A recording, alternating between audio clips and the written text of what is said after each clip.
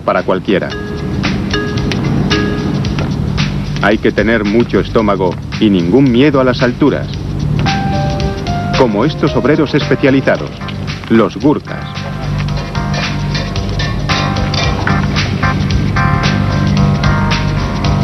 Al igual que los Sherpas, proceden del monte Everest, en Nepal, y su historia está vinculada al montañismo.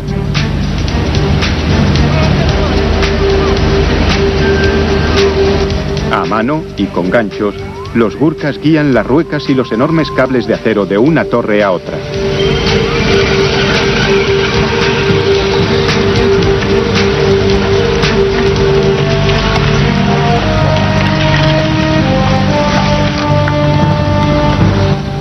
Los ingenieros sabían que mientras se tejían los cables, el puente era muy vulnerable a las condiciones meteorológicas.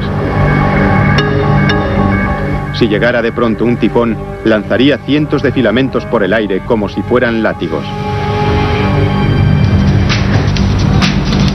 En una carrera contra los elementos, los Gurkhas tejieron en el aire 86.000 kilómetros de cable de acero en menos de 9 meses.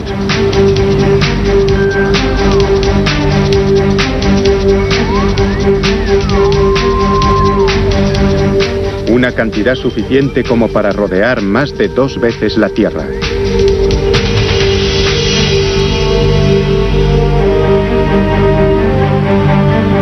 Una vez que los cables estaban bien anclados, había que rematar la parte final y más peligrosa del proyecto: instalar los enormes tableros del puente.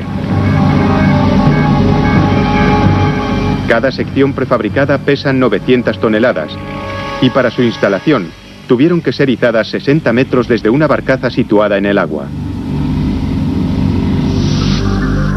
Empezando por el centro y en dirección a las torres, colocaron con precisión cada tramo de tablero en su sitio. Finalmente, 5 años después del inicio del proyecto, el puente estaba acabado. La presión probablemente aceleró el proyecto, engrasó las ruedas y las cosas tenían que funcionar. De no haber sido por esa presión, podríamos habernos topado con algo que lo hubiera retrasado por un tiempo. Me resultó bastante sorprendente, a mí y a todos, creo, el haber construido este monumento, esta especie de puente hacia el futuro.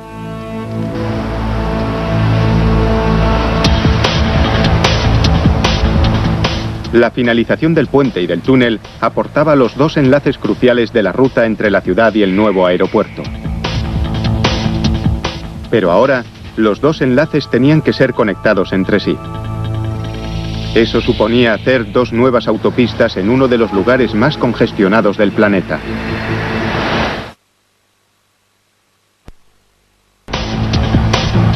Hong Kong había construido ya el puente de doble tablero más grande del mundo y un túnel de 2 kilómetros bajo el puerto Victoria, ambos en un tiempo récord.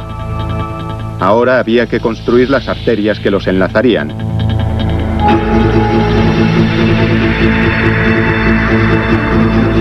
La primera, la autopista Kwai Chek. Esta conduciría el tráfico desde el túnel por 15 kilómetros de costa hasta el nuevo puente.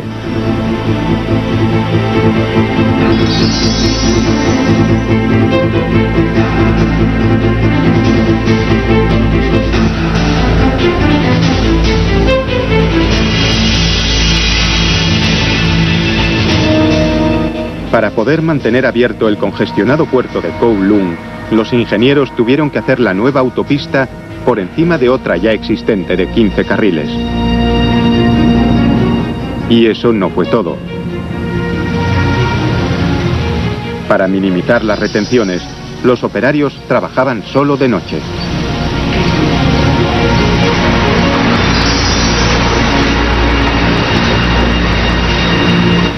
Los obreros trabajaron sin descanso para levantar la primera autopista elevada de Hong Kong.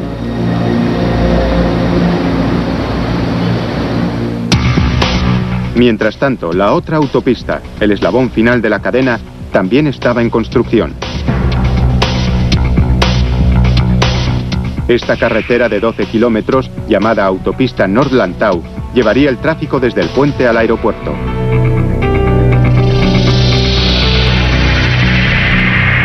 Este último tramo, sin embargo, suponía un gran reto. El terreno sobre el que se construiría era una sucesión de empinadas colinas rocosas.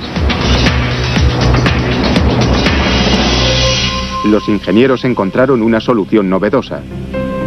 Decidieron ampliar la línea de costa 1 kilómetro más hacia la bahía. La autopista North Lantau es un trabajo de creación de suelo.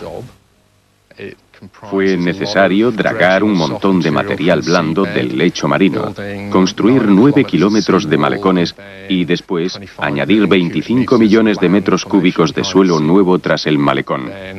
Y además de la carretera, estaba también la línea de ferrocarril y todos los servicios necesarios para el aeropuerto, tales como agua, gas, teléfono, etc.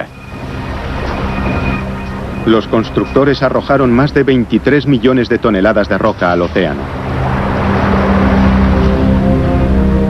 Piedra suficiente como para construir una muralla de 1,5 metros entre Moscú y Madrid.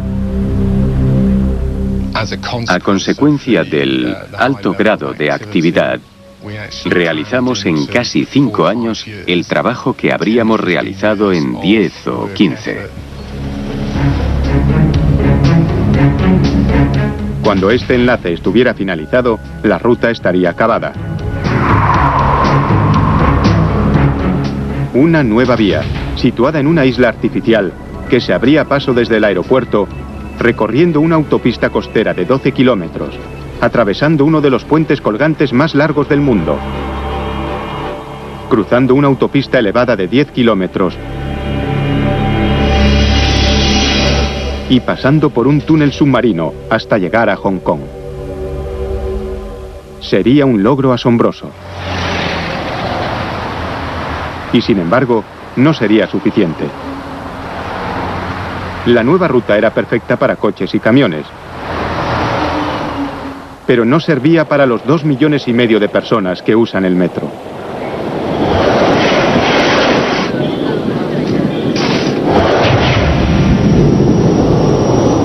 Así que los ingenieros decidieron añadir una línea de ferrocarril de alta velocidad. Era un hito histórico. En el resto del mundo verán que se ha añadido la línea férrea después. Nosotros pudimos diseñar una línea conjuntamente con el diseño del propio aeropuerto. El nuevo tren al aeropuerto necesitaría una gran estación propia en Hong Kong. Sin embargo, al igual que con el aeropuerto y la autopista, no había espacio. Así que, de nuevo, los ingenieros crearon 20 nuevas hectáreas de tierra firme en el puerto Victoria.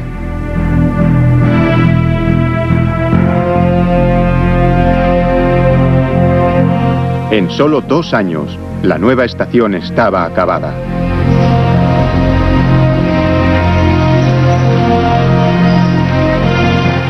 Una terminal de entrada hacia el lejano aeropuerto.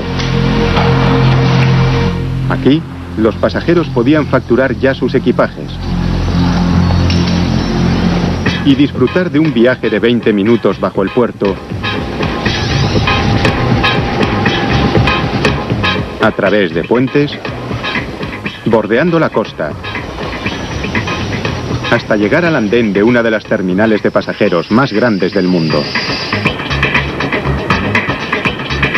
Solo había un problema: que aún no había terminal de pasajeros. Solo 2 años antes de la fecha de finalización, se inició la construcción del complejo de la terminal. El proyecto requería la mayor extensión de espacio cerrado del mundo.